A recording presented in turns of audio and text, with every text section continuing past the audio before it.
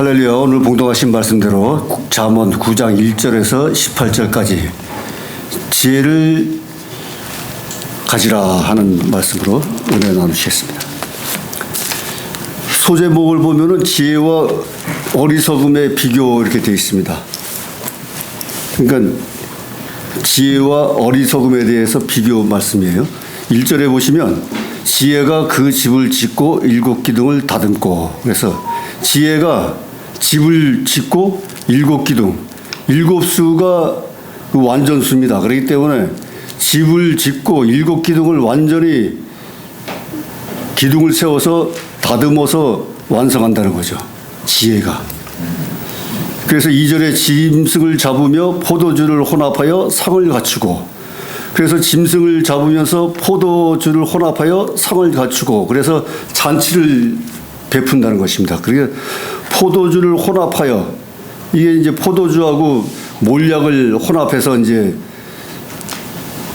주류를 만드는 건데요. 몰약이 그 나무 껍질에 상처를 내가지고 하면은 처음에 노란 액이 나오다가 나중에 빨간 액으로 나오는데, 그 몰약이 그 향신료지만은 저기 항산화 효과, 염증 제거, 이런 역할을 한다는 거예요, 몰약이. 그래서 예수님이 탄생할 때도 동방박사 세 사람이 몰약과 향료를 가지고 왔을 때도 몰약을 가지고 왔습니다. 그래서 몰약이 그 유용하게 쓰이고 있는데, 그래서 포도주하고 몰약을 합치어서 또 짐승을 잡고 해가지고 잔치를 베푼다는 거죠. 그래서 3절에 보면 그 여종을 보내어 성중 높은 곳에서 불러 이르기를, 그 여종을 이제 성중 높은 곳에 보내가지고 이제 사람들을 불러 모으는 거죠. 그래서 4절에 보면은 무릇 어리석은 자는 이리로 돌이키라, 또 지혜 없는 자에게 이르기를. 그러니까 어리석은 자도 모이고 지혜 없는 자도 모이라 하는 것입니다. 와보라, 하나님 예수님이 와보라 말씀을 듣기 위해서 교회로 와보라 또 주장했지만은 이 어리석은 자와 지혜 없는 자를 불러 모으는 거죠.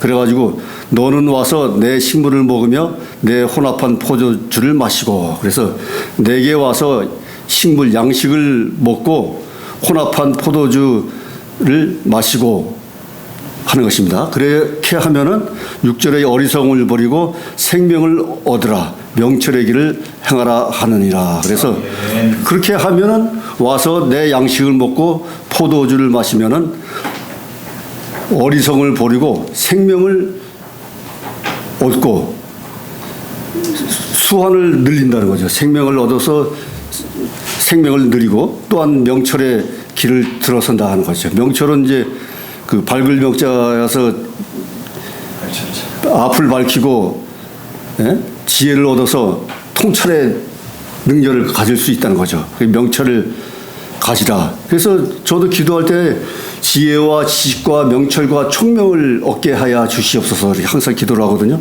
그래서 솔로몬도 지혜를 얻어가지고 지혜뿐 아니라 재물과 부를 얻고 또한 이스라엘을 부국 강병으로 만들었잖아요.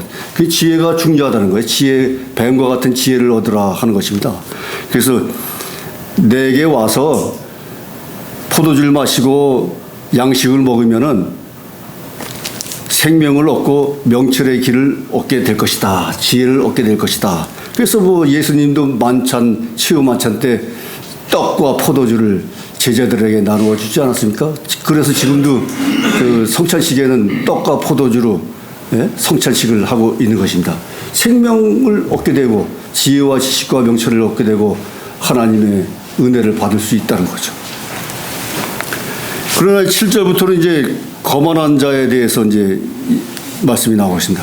거만한 자를 징계하는 자는 도리어 능력을 받고 악인을 책망하는 자는 도리어 흠을 잡힌느니라. 그래서 지혜 있는 자나 의로운 자에게는 책망하고 꾸지람을 하면 그 사람들이 받아들여 가지고 깨닫고 명철을 얻어서 나가지만, 거만한 자나 악인을 책망하면 도리어 피해를 얻는다는 거죠. 도리어 능력을 받고 모멸감을 느끼고 말이죠. 도리어 책망을 얻어서 도리어 흠을 잡혀가지고 시험에 빠진다는 겁니다. 아멘. 그래서 8절에 거만한 자를 책망하지 말라. 그가 너를 미워할까 두려우니라. 지혜 있는 자를 책망하라. 그가 너를 사랑하리라. 거만한 자를 책망하면 오히려 피해를 당하는 거예요. 그래서 그렇게 되니까 지혜 있는 자를 책망하면 도리어 지혜 있는 자가 사랑을 더 해준다는 거죠. 너를 사랑하리라 하는 것입니다. 그 9절에 지혜 있는 자에게 교훈을 더하라. 그가 더욱 지혜로워질 것이요 의로운 사람을 가르치라. 그의 학식이 더하리라. 지혜 있는 자에게 교훈하면 지혜를 다 책망하고 꾸지람하고 하는 걸 다 받아들인다는 거예요. 지혜 있는 자는 지혜롭게 다 새겨듣는다는 거죠. 그러나 의로운 자도 마찬가지로 학식이 늘어나고 의롭게 되는 거죠. 근데 거만한 자에게 교만한 자에게 꾸지람을 하고 징계를 하면 도리어 화를 내고 도리어 가해를 당할 수 있다는 것입니다. 그 10절에 여호와를 경외하는 것이 지혜의 근본이요 거룩한 자를 아는 것이 명철이니라. 그 지혜를 아는 것이 지혜의 근본이 하나님을 아는 것이 지혜의 근본이라고 했습니다. 하나님 아는 것이. 지혜를 그래서 여호와를 경외하는 것이 지혜의 근본이다. 아주 기독교에서 중요한 말씀이 아주 여기 나오고 있습니다. 지혜의 근본은 여호와를 경외하는 것이고 하나님을 아는 것이다 하는 것입니다. 그래서 거룩하신 자를 아는 것이 명철이니라. 또한 명철이 된다는 거죠. 거룩하신 자를 거룩하신 하나님을 알게 되면 또한 명철을 깨닫게 된다 하는 것입니다. 그래서 11절에 나 지혜로 말미암아 내 날이 많아질 것이요 내 생명의 해가 덜이라. 그래서 지혜로 말미암아서 내 생명이 늘어난다는 거죠. 내 생명의 해가 덜이라. 장수하리라 하는 것입니다.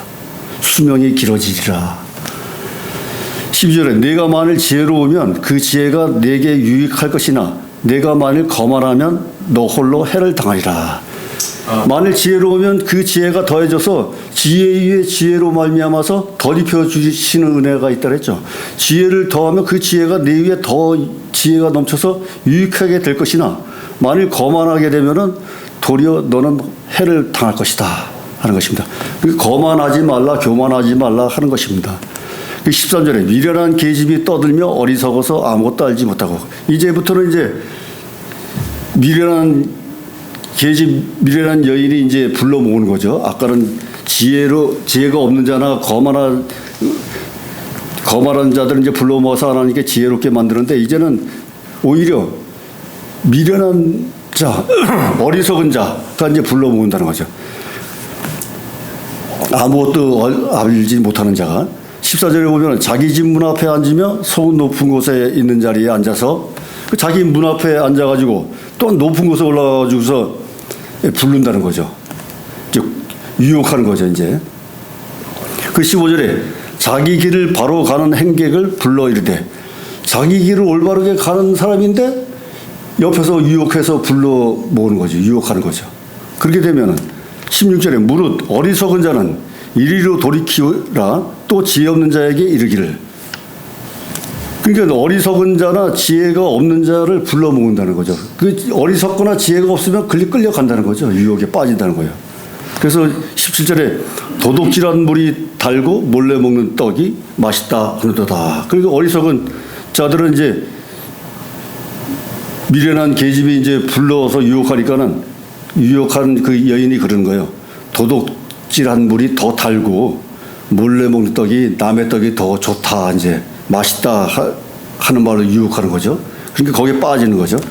그 18절 오직 그 어리석은 자는 죽은 자가 그의 곳에 있는 것과 그의 계획들이 음부 깊은 곳에 있는 것을 알지 못하느니라. 그래서 어리석은 자나 지혜 없는 자는 그곳에 빠져 들어가는 것을 음부, 수월, 깊은 곳, 죽음, 사망 이곳에 빠져 들어가는 것을 알지 못한다는 거죠. 그러니까 어리석은 자나 지혜 없는 자는 유혹하면 거기에 빠져 들어간다는 거예요. 그러니까 어리석은 자나 지혜 없는 자는 보이스피싱이나 사기 이런 데 쉽게 빠져 들어간다는 거죠.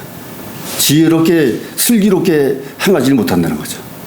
그래서 하나님이 주시는 지혜를 받고 명철을 받고 지식과 총명을 받으면 세상에서 유혹에 넘어가지 않고 사탄에 빠지지 않고 올바른 길로 정의의 의의 길로 갈 수 있다는 거죠.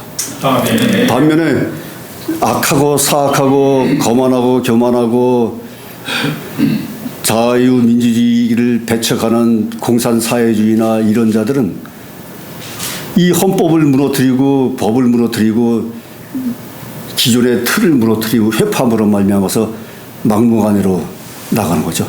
탄핵을 뭐 20번, 30번 해도 까딱 안 하는 거죠. 대통령을 탄핵해도 껐다없다는 거죠. 사법부, 언론 다 장악해도 이들은 뭐 잘못을 뉘우치거나 깨달음이 없는 거죠. 그래서 저는 블로그에도 제가 올린 게 있는데 70가지를 올렸어요. 악과 선에 대해서. 제가 인터넷 선교를 20년, 25년째 하고 있는데 70가지가 넘어요. 악은 악을 향해서 나가고 선은 선을 향해서 나간다. 이런 비교되는 글로 해서 70가지 이상이 나와요. 그래서 인터넷에서 띄우고 있는데 악한 자들은 악을 모르면서 뉘우침도 없이 깨달음도 없이 그냥 질주합니다. 어둠을 향해서 질주해 나가요. 악은. 그러나 선은 깨닫고 뉘우치고 회개함으로 말미암아서 그 길로 들어가지 않는 거죠. 지혜롭게. 그런 비교가 되는 것입니다. 그래서 잠언서에도 지혜서지만 솔로몬이 지은 지혜서지만 지혜와 어리석음에 대해서 비교해서 9장에서 이렇게 말씀하고 있는 거예요. 그래서 우리는 세상에 살면서 어리석을 때도 있고 나약할 때도 있어서 시험에 빠질 때도 있지만 될 수 있으면 하나님 말씀으로 지혜롭게 세상을 슬기롭게 해서 승리하는 삶이 되어야 된다는 것입니다. 그래서 기독교는 승리의 신앙이에요. 승리의 신앙. 샬롬, 평안, 승리. 저는 99년도에 너는 앞으로 평안해질 것이다 이렇게 말씀을 듣고 바닥 인생에서 지금까지 이렇게 성장해 나왔는데요. 그 하나님이 말씀대로 제가 호가 제이콥 인원으로 됐어요. 아버님이 인원으로 지어주시고 제가 99년도에 너는 평안해질 것이다 이런 말씀을 들었는데 평안을 찾아보니까 요한복음 14장 27절에 평안을 너에게 끼치오니 나의 평안을 너에게 주노라. 내가 준 것은 세상이 주는 것 같지 아니하라. 너희는 마음에 근심하거나 두려워하지 말라. 이런 말씀이 요한복음에 있는 거예요. 그래서 그 평안을 우리에게 지금 성령 시대에서 하나님이 예수님이 이제 십자가에 죽으심으로 말미암아서 대속죄로 죽으심으로 말미암아서 떠나시면서 우리에게 남긴 것이 나와 같은 보혜사를 너희에게 보내주겠다. 그것이 바로 성령님이시잖아요. 그래서 예수 시대 후에는 성령의 시대라는 거죠. 지금은. 그래서 성령 시대 성령의 인도 역사 하시는 거죠. 영으로. 삶과 죽음, 세상 화평 무슨 모든 것을 성령으로 인도하시는 거예요. 그리고 성령과 함께 동행하는 삶. 성령이 내주해야 된다는 거죠. 내 영혼 육에 들어와서 내주해 주심으로 말미암아서 동행하는 삶으로 나가야 된다는 거예요. 성령님이 인도해 주신 대로 낮이나 밤이나 기쁘나 슬프나 성령님과 함께 그 동행하는 삶으로 하면 성령님이 인도해 주신다는 거예요. 그러면 때가 되면 식당으로 인도해 주시고 갈 곳을 인도해 주신다는 거죠. 그 직접 체험을 하시면 그런 역사를 체험할 수가 있어요. 깊이 마음을 깊이 영적으로 들어가면은 기도도 영적으로 깊이 하면은 하나님이 기도 중에도 말씀해 주시고 깨닫게 해 주시고 또한 시시때때로 식사할 때도 식사 기도하죠. 뭐 지금 믿음의 신자들은 식사할 때 반드시 식사 기도를 해야 됩니다. 자동적으로. 그 예배 때는 반드시 주기도문 사도 신경을 해야 되고. 근데 이단들은 그렇게 안 하죠. 사도신경 주기도문도 마음대로 합니다. 이단들은 자유예요. 그렇기 때문에 이단 표시가 나는 거예요. 그걸 삼위일체 하나님을 부정하고 부활을 부정하고 기독교 전통 관례를 전통을 무시하면은 그건 이단입니다. 그건. 뭐 신도수가 많든 적든 간에 저기 뭡니까 신천지나 무슨 뭐 통일교나 뭐 구원파 무슨 뭐 여러 단체들이 많죠. 신도수가 엄청나요. 그런데도. 그러나 하나님의 뜻 안에서 정석대로 하지 않으면 다 이단입니다. 성경 해석도 자유대로 하면 성경도 기독교 개혁 성경을 지금 하고 있는데 뭐 킹제임스 버전을 주로 한다든가 무슨 또 천주교 같이 성경 외에 외경을 또 첨부시켜서 성경을 해석한다든가 기독교 정통 신학을 벗어나서 하면 전부 이단입니다. 그렇기 때문에 지혜롭게 하나님에 따라서 말씀에 따라서 행해야 된다는 것입니다. 그것이야말로 승리하는 길이고 하나님이 우리를 성령으로 인도해 주시고 은혜 위에 은혜, 기쁨 위에 기쁨, 감사 위에 감사를 넘치게 해 주신다는 것이에요. 그러니까 아무리 경제적으로 어렵고 건강적으로 나약해도 말이죠. 항상 기독교인은 그 현재까지 있는 때까지 감사하라는 거예요. 지금 돈 없어서 뭐 궁지에 몰려 있는데 무슨 감사가 넘치냐. 그러나 그때 현재까지 병원에 누워 있는데 어떻게 뭐 감사가 넘치냐. 현재 죽지 않고 거의 현재까지 더 아프지 않고 있는 현재가 감사하다는 거예요. 아멘. 그게 기독교 신앙의 감사 믿음입니다. 그게. 그래야 하나님이 덧입혀줘서 그 위에 은혜 위에 은혜, 기쁨 위에 기쁨, 감사 위에 감사가 넘치게 되는 거예요. 그렇지 않으면요 맨날 불평불만 입에 다 알고 다닌다. 불평불만 있는 사람. 그럼 발전이 없어요. 매일 그 자리에 그 현 수준 불평불만 있는 사람들. 그러나 은혜와 감사가 넘치는 사람은 항상 승리하면서 상승 곡선을 타고 갑니다. 주가가 상승 올라가듯이. 지금 뭐 주가가 지금 5,000선까지 올라갔다 그러는데 그 거품이라고 한 것도 있습니다만은. 근데 아무리 경제적으로 어렵고 건강적으로 어려워도 은혜 감사가 넘치면요 평안한 가운데서 하나님이 승리로 이끄시는 거예요. 제가 어렸을 때 강원도 어느 집에 갔는데 아주머니가 다소한 아주머니가 게장을 다리 가지고 나오면서 하는데 얼마나 가난하지만 대접하는 손길 위에 그분이 가진 풍모가 아주 은혜롭더라고요. 감사가 넘치고. 그러나 불평불만 막 많이 하고 말이죠. 그 섬김이 또 대수롭지 않고 그러면 그 은혜가 되겠습니까?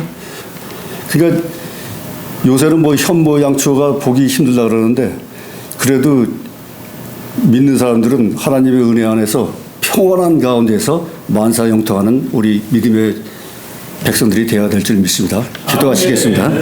하나님 아버지 감사합니다. 하나님이 말씀하신 대로 지혜와 어리석음에 대한 비교 말씀을 전하였습니다. 하나님이 우리들에게도 지혜와 지식과 명철과 총명을 다하여 주셔서 믿음 생활 안에서 사탄마귀 귀신 물리치고 질병마귀 귀신 물리치는 놀라운 하나님의 은혜와 사랑으로 이 세상에서 승리하는 삶으로 인도하여 주시옵소서.